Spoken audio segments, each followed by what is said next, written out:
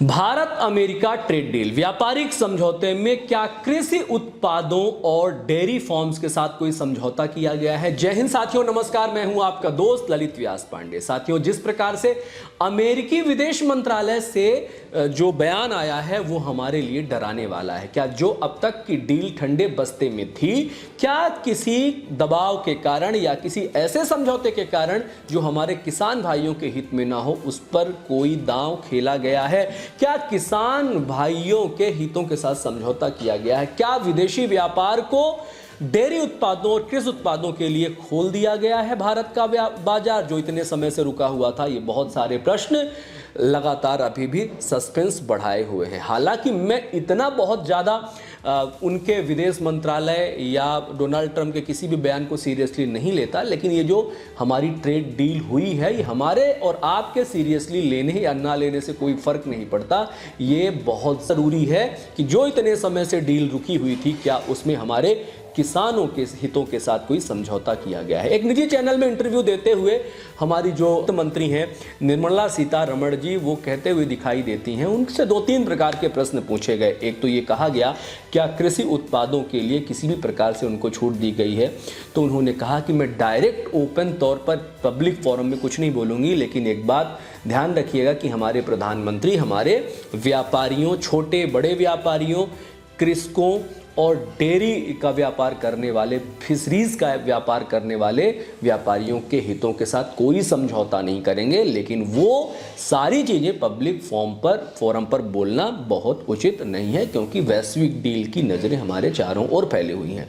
तो चारों तरफ ये जो भ्रम फैलाया जा रहा है कि क्या सस्ते प्रोडक्ट आने से हमारे कृषक बर्बाद हो जाएंगे, क्या हमारे डेयरी उत्पादक जो हैं, जो व्यापारी हैं, क्या वो बर्बाद हो जाएंगे, तो ऐसा बिल्कुल भी होता दिखाई नहीं दे रहा है। समझौते हुए होंगे, हितों का ध्यान रखा गया होगा, लेकिन उनकी भी बहुत सारी शर्तें मानी गई होंगी। कौन कौन सी शर्तें हैं ये वहाँ पब्लिक फोरम पर तो नहीं आएगा, लेकिन जो हमारे विपक्ष के नेता हैं उन तक उसकी डिटेल जरूर जारी की जाएगी। दूसरी एक और बात थी, एक और प्रश्न हमारी वित्त मंत्री से पूछा गया, क्या ये जो 50% की डील को 18% की डील में होते हुए आप इसको जीत मानते हैं, और आप पूरी तरह से अपने जो उनके यहाँ पर उत्पाद आएंगे, जो हम लोग आयात करेंगे, यानी कि जो अमेरिका वाले निर्यात करेंगे, क्या उन पर हमने 0% ड्यूटी लगाई है, तो ये हमारे लिए कहाँ से कहाँ तक न्याय होगा? उन्होंने कहा नेगोशिएशन जारी है, केवल और केवल किसी के बयान देने से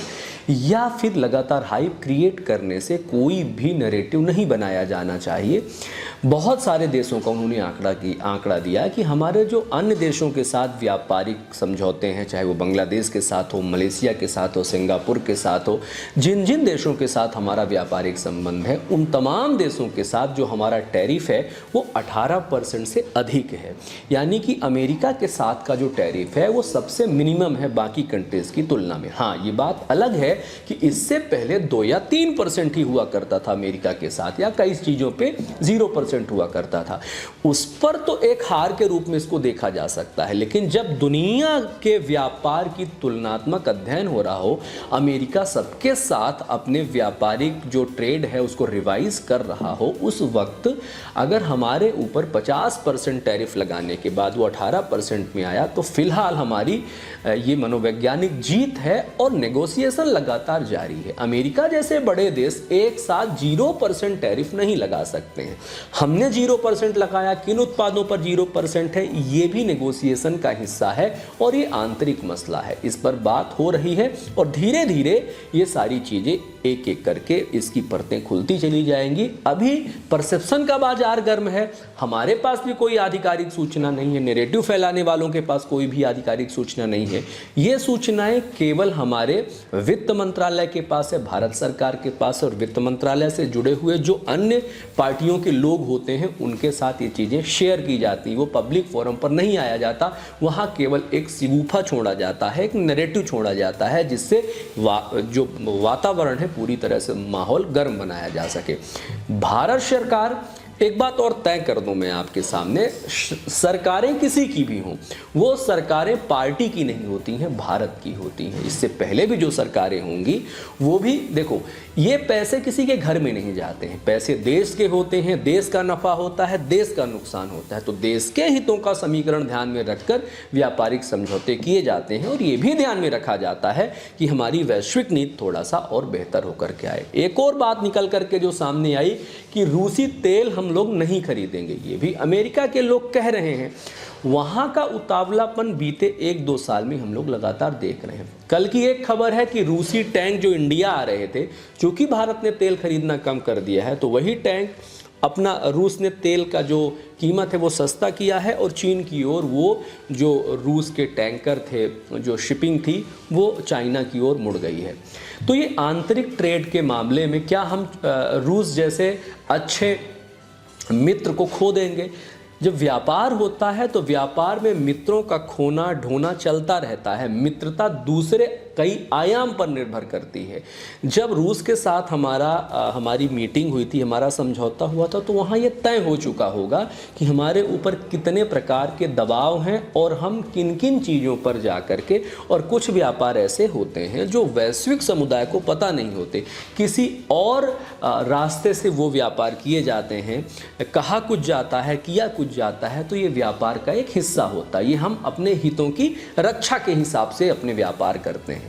तेल का मामला, रूस से सस्ता तेल वेनेजुएला का है, ये पब्लिक फोरम पर है।